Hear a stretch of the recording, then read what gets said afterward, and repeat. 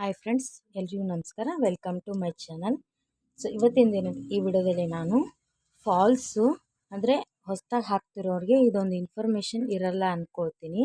So ಅದೇನಪ್ಪ ಅಂತಂದರೆ ಹೆಚ್ಚು ಜನರಿಗೆ ಇದು ಡೌಟ್ ಕೂಡ ಇರತ್ತೆ. ಸೊ ಅದೇನಪ್ಪ ಅಂತಂದರೆ ಫಾಲ್ಸು ಎಷ್ಟೊತ್ತು ನೀರಲ್ಲಿ ನೆನೆಸಿಡಬೇಕು. ಸೊ ಅದನ್ನು ಈ ವಿಡಿಯೋದಲ್ಲಿ ಹೇಳ್ತಾ ಇದ್ದೀನಿ. ಸೊ ಏನಪ್ಪ ಅಂತಂದರೆ ಇದೀಗ ಫಾಲ್ ಇರುತ್ತಲ್ವ, ಸೊ ಈ ಫಾಲ್ನ ಮೊದಲಿಗೆ ತೆಗೋಕ್ಕೆ ಮುಂಚೆ ಇದು ರೆಡಿ ಟು ಯೂಸ್ ಅಂತ ಒಂದೊಂದು ಫಾಲ್ ಬರುತ್ತೆ. ಸೊ ನಮ್ಮದು ಅದೇ ಇರೋದು, ನೋಡ್ತಾ ಇರ್ಬೋದು, ರೆಡಿ ಟು ಯೂಸ್. ಸೊ ಇದು ರೆಡಿ ಟು ಯೂಸ್ ಇದೆ. ಸೊ ನಾನು ಹಾಗಾಗಿ ಇದನ್ನು ನೀರಲ್ಲಿ ಹಾಕ್ತಿಲ್ಲ. ಸೊ ಕೆಲವೊಂದು ಬರುತ್ತೆ ಅದನ್ನು ನೀರಲ್ಲಿ ಹಾಕಲೇಬೇಕು. ಸೊ ನಾನು ಅದ್ರ ಬಗ್ಗೆ ಟಿಪ್ಸ್ನ ಕೊಡ್ತಾ ಇದ್ದೀನಿ. ಸೊ ಈ ಥರ ರೆಡಿ ಟು ಯೂಸ್ ಅಂತಿದ್ರೆ ಇದನ್ನು ನೀರಲ್ಲಿ ಹಾಕೋ ಅವಶ್ಯಕತೆ ಇರಲ್ಲ, ನೀರಲ್ಲಿ ಹಾಕಿ ಐರನ್ ಮಾಡೋ ಅವಶ್ಯಕತೆ ಇರಲ್ಲ. ಇದು ರೆಡಿಯಾಗಿ ಬಂದಿರತ್ತೆ.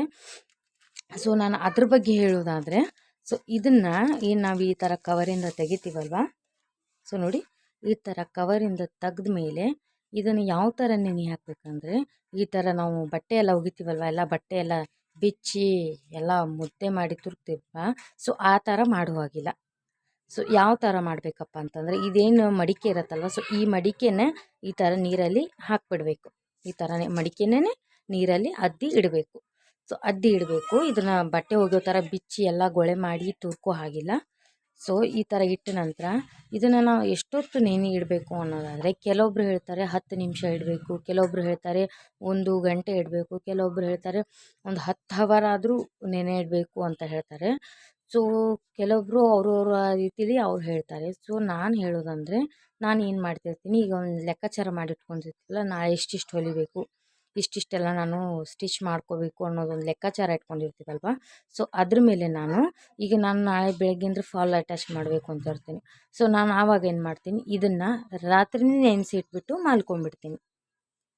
ಸೊ ಗೊತ್ತಾಯ್ತಲ್ವ ನಿಮಗೆ, ನಾನು ನಾಳೆ ಬೆಳಗ್ಗೆ ನಾನು ಇದನ್ನು ಫಾಲ್ಸ್ ಅಟ್ಯಾಚ್ ಮಾಡ್ತೀನಿ ಅನ್ನೋದಾದರೆ ಇವತ್ತಿನ ರಾತ್ರಿನೇ ನೆನೆ ಇಟ್ಟು ರಾತ್ರಿ ಮಲ್ಕೊಂಡಂದರೆ ಬೆಳಗ್ಗೆ ಇದನ್ನು ತೊಗೊಂಡು ಒಣ ಹಾಕ್ಕೊಳ್ತೀನಿ. ಅಂದರೆ ನಂದು ಕೆಲಸ ಮುಗಿಕಿನ ಮೊದಲು ಇದನ್ನು ನೆನೆ ಇಟ್ಟಿರ್ತೀನಲ್ವ, ಸೊ ಇದನ್ನು ಒಣ ಹಾಕ್ಕೊಳ್ತೀನಿ.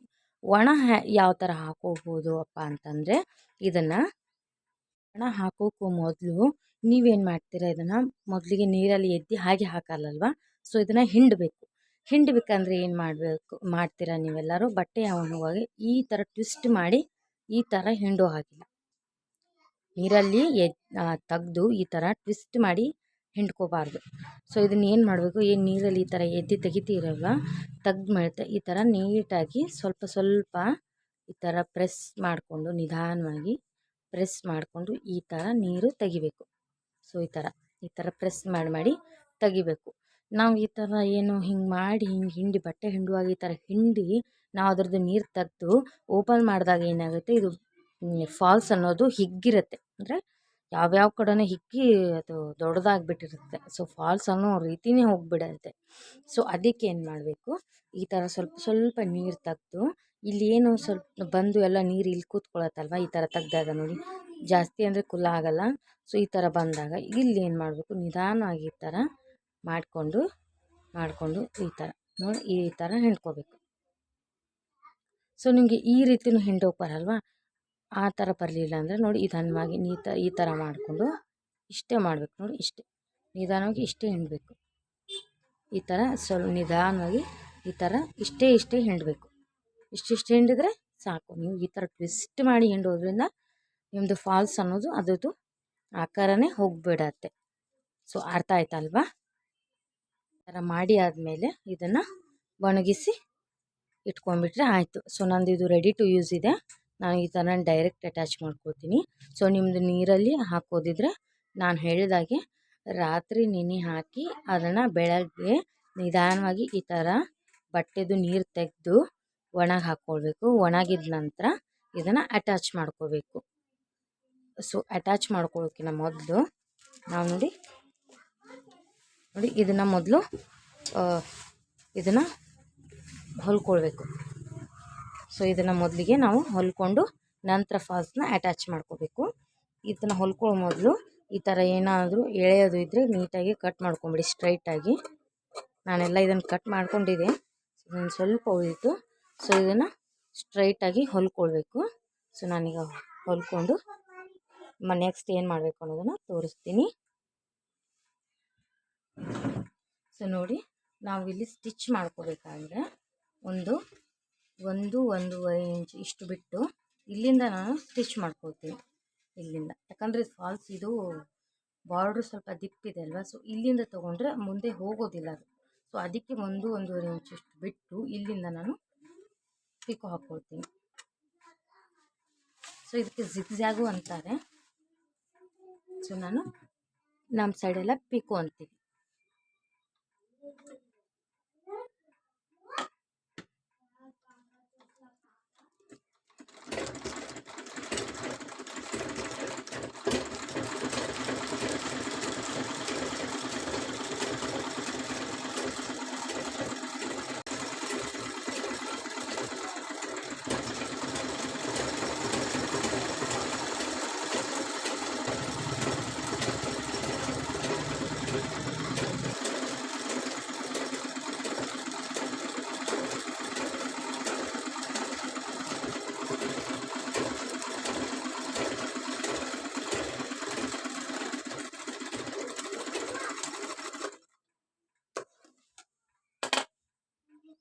ಸೊ ಇದು ಫುಲ್ ಆದಮೇಲೆ, ಸ್ಟಿಚ್ ಮಾಡಿದಾದ್ಮೇಲೆ ಇನ್ನು ಇಲ್ಲೇನೊಂದು ಒಂದೂವರೆ ಇಂಚ್ ಬಿಟ್ಟಿದ್ವಲ್ವ, ಸೊ ಇದನ್ನು ಈ ಥರ ಉಲ್ಟಾ ಮಾಡಿಕೊಂಡು ಇದನ್ನು ಇನ್ನು ಸ್ಟಿಚ್ ಮಾಡ್ಕೋಬೇಕು.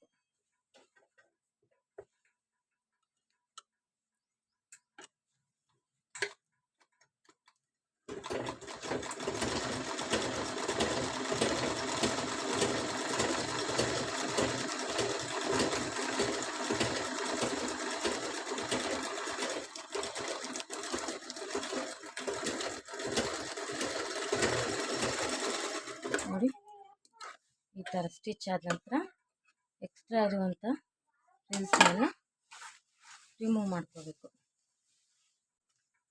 ಸೊ ಇದಾದಮೇಲೆ ಇನ್ನು ನಾವು ಫಾಲ್ಸ್ ಅಟ್ಯಾಚ್ ಮಾಡ್ಕೋಬೇಕು.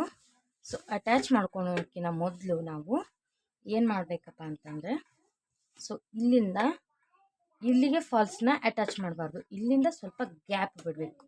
ಅಂದರೆ ಇದೇನು ನಾವು ರೌಂಡಾಗಿ ಸುತ್ಕೊಳ್ತೀವಲ್ವ ಸೀರೆ ಉಡುವಾಗ, ಸೊ ರೌಂಡ್ ಫುಲ್ಲು ನಾವು ಬಿಡಬೇಕು. ನಮ್ಮ ಸೈಡೆಲ್ಲ ಒಂಥರ ರೌಂಡ್ ಸರ್ಕಲ್ಲು ಏನಂತಾರೆ ಅಂದರೆ ಅದು ಒಂದು ಸ್ವಲ್ಪ ಚೇಂಜೇ ಹೇಳ್ತಾರೆ, ಅದರದ್ದು ನಾನೀಗ ಇದಕ್ಕೆ ಹೇಳಲ್ಲ. ಸೊ ಅದೇನಪ್ಪ ಅಂತಂದರೆ, ಇಲ್ಲಿಂದ ನಾವು ಅಂದಾಜು ಎಷ್ಟು ಬಿಡಬೇಕು ಅಂತ ನನ್ನನ್ನು ಕೇಳೋದಾದರೆ, ಇಲ್ಲಿಂದ ಒಂದು 15 ಇಂಚಿನಷ್ಟು ಬಿಡಬೇಕು. ಸೊ 15 ಇಂಚಿನಿಂದ ಈ ಕಡೆ ಬಿಡಬೇಕು. 15 ಇಂಚಿಂದ ಒಳಗೆ ಹೋಗಬೇಡಿ. ಇನ್ನು ಈ ಕಡೆನೇ ಸ್ವಲ್ಪ ತೊಗೊಂಡ್ರೂ ನಡೆಯುತ್ತೆ. ಸೊ ನಾನು 15 ಇಂಚ್ ಬಿಟ್ಟು ತೊಗೊಳ್ತೀನಿ. ಇಲ್ಲ ಅಂತಂದರೆ ಒಬ್ರೊಬ್ರು ಈ ಥರನೂ ತೊಗೋತಾರೆ ನೋಡಿ, ಈ ಥರ 2 ಮಾರ್ಕಲ್ಲಿ ನೋಡಿ, ನಾನು ಕರೆಕ್ಟಾಗಿ ಇದೆ ನೋಡಿ ಆ ಥರ. ಸೊ ಈ ಥರ ನಮ್ಮದು ಕೈದು 2 ಕೈ ಅಳತೆ ಬಿಟ್ಟು ಸ್ಟಿಚ್ ಮಾಡ್ಕೊಂಡು ನಡೆಯುತ್ತೆ. ನಿಮ್ಗೆ ಆ ಥರ ಅಳತೆ ತೊಗೊಳೋಕ್ಕೆ ಬರಲ್ಲ ಅನ್ನೋದಾದರೆ, ನಮ್ದು ಏನು ಕೈ ಇರುತ್ತಲ್ಲ, ಸೊ ಈ ಥರ 1 2 ಈ ಥರ ಬಿಟ್ಟು ತೊಗೊಂಡು ಇದನ್ನು ಏನು ಫಾಲ್ಸ್ ಇರುತ್ತಲ್ವ, ಸೊ ಇದನ್ನು ನೋಡಿ, ಇದು ಉಲ್ಟಾ ಇರಬೇಕು, ಇದು ಸೀದಾ ಇರಬೇಕು. ಸಾಡಿ ಬಾರ್ಡ್ರು ಉಲ್ಟಾ ಇರಬೇಕು, ಇದು ಫಾಲು ಸೀದಾ ಇರಬೇಕು. ಇಟ್ಕೊಂಡು ನೋಡಿ, ಇಲ್ಲೊಂದು 1/2 ಇಂಚ್ ಈ ಥರ ಮಡ್ಚ್ಕೊಂಡು, ನೀವು ಬಿಗಿನರ್ಸ್ ಆಗಿದ್ದರೆ ಒಂದು ಸ್ಟಿಚ್ ಹಾಕ್ಕೊಂಡು ಬಿಡಿ, ಅಂದರೆ ನಿಮಗೆ ಹೊಲಿಯೋದಕ್ಕೆ ಈಸಿ ಆಗುತ್ತೆ. ಸೊ ಅದಕ್ಕೆ ಹೇಳ್ತಾ ಇದ್ದೀನಿ, ಹೊಲ್ಕೊಂಡು. ಸೊ ನಾನು ಈ ಕಡೆನೂ ಒಂದು 15 ಇಂಚಿಗೆ ಮಾರ್ಕ್ ಹಾಕ್ಕೊಂಡ್ಬಿಡ್ತೀನಿ, ಯಾಕಂದರೆ ಸ್ಟ್ರೈಟಾಗಿ ಬರಲಿ ಅನ್ನೋ ಕಾರಣಕ್ಕೆ. ಸೊ ನೋಡಿ, ಇಲ್ಲಿಂದ ಇಲ್ಲಿಗೆ ಇಲ್ಲಿ ಒಂದು ಈ ಥರ 1/2 ಇಂಚಿನಷ್ಟು ಮಡಚಿ ಇಲ್ಲಿಗೆ ಇಟ್ಕೊಂಡು ಫಾಲ್ಸ್ನ ಅಟ್ಯಾಚ್ ಮಾಡ್ಕೋಬೇಕು. ಮೊದಲಿಗೆ ಲಾಕ್ ಮಾಡೋದನ್ನು ಮರಿಬೇಡಿ, ಯಾವುದೇ ಸ್ಟಿಚ್ ಆಗಲಿ ಲಾಕ್ ಮಾಡಿಕೊಂಡು ಇನ್ನು ಏಕ ಸ್ಟಿಚ್ ಮಾಡ್ಕೊಂಡು ಹೋಗಿ. ಸೊ ಯಾವುದೇ ಕಾರಣಕ್ಕೂ ನೋಡಿ, ಇದು ಫಾಲ್ಸ್ ಏನಿರುತ್ತೆ ಸ್ಯಾರಿ ಬಾರ್ಡ್ರ್ ಬಿಟ್ಟು ಹೊರಗೆ ಬರಬಾರ್ದು. ಇನ್ನೂ ಒಂದು ಸ್ವಲ್ಪ ಮೇಲೆ ಇದ್ರೇ ನಡೆಯುತ್ತೆ, ಅದು ಸಾಡಿ ಬಾರ್ಡ್ರನ್ನ ಬಿಟ್ಟು ಕೆಳಗೆ ಬರಬಾರ್ದು, ಅದೊಂದು ನೋಡ್ಕೊಳ್ಳಿ. ಸೊ ನೋಡಿ, ಒಂದಿಷ್ಟು ಇದ್ರೂ ನಡೆಯುತ್ತೆ, ಹೀಗೆ ಹೊರಗೆ ಬರಬಾರ್ದು. ಈ ಥರ ನೋಡಿಕೊಂಡು ಸ್ಟಿಚ್ ಮಾಡ್ಕೊಳ್ತೀವಿ.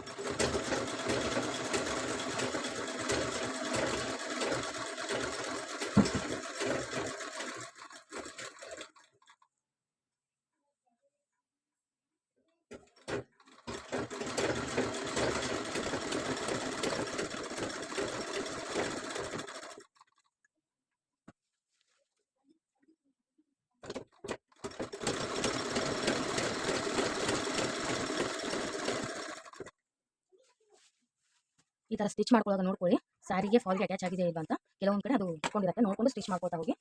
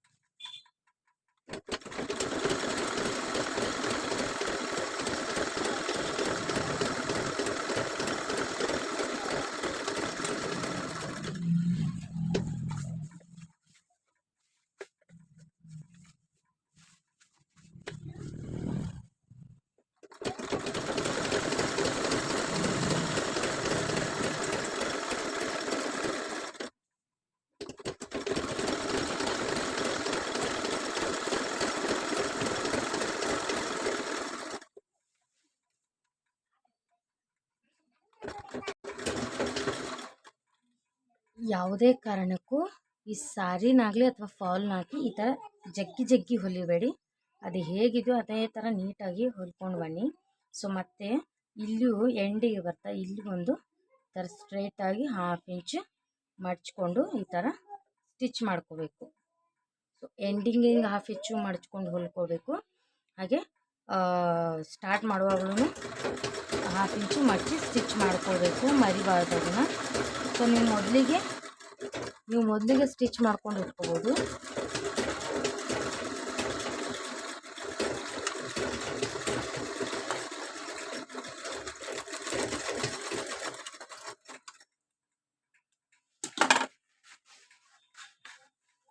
ಲಾಸ್ಟಿಗೆ ಈ ಥರ ಒಂದು ಸ್ವಲ್ಪ ಈ ಥರ ಮಾಡಿದರೆ ಸ್ಟಿಫ್ ಆಗಿರುತ್ತೆ.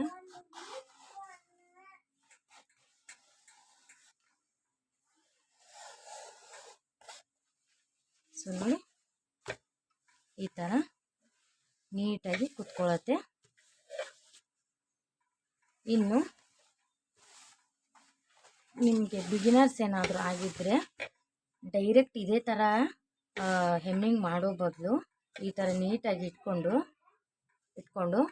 ಸ್ಟಿಚಿಂಗ್ ಮಿಷನ್ ಮೇಲೆ ದೊಡ್ಡ ಹೊಲಿಗೆ ಇಟ್ಕೊಂಡು ಈ ಥರ ಇಲ್ಲಿಂದ ಹಿಡ್ಕೊಂಡು ಫುಲ್ಲು ಸ್ಟಿಚ್ ಹಾಕ್ಕೊಂಡು ಬನ್ನಿ. ಸ್ಟಿಚ್ ಹಾಕ್ಕೊಂಡು ಬಂದು ಹೆಮ್ಮಿಂಗ್ ಮಾಡಿಕೊಂಡು ಕೈ ಹೊಲಿಗೆ ಹಾಕ್ಕೊಂಡು ನಂತರ ಅದನ್ನು ದೊಡ್ಡ ಹೊಲಿಗೆ ಬಿಚ್ಕೊಳ್ಳಿ. ಅಂದರೆ ಈಸಿ ಆಗುತ್ತೆ ಅಂತ ಹೇಳ್ತಾ ಇದ್ದೀನಿ. ಸೊ ಬಿಗಿನರ್ಸ್ಗಳಿಗೆ ಇದಾದರೆ ಸ್ವಲ್ಪ ಹೆಚ್ಚು ಕಡಿಮೆ ಆಗುತ್ತೆ ಅಂತಾರಲ್ವ, ಸೊ ಅದಕ್ಕೆ ಆ ಥರ ಮಾಡಿದರೆ ನಿಮಗೆ ಈಸಿ ಆಗುತ್ತೆ, ಅದಕ್ಕೆ ಹೇಳ್ತಾ ಇರೋದು.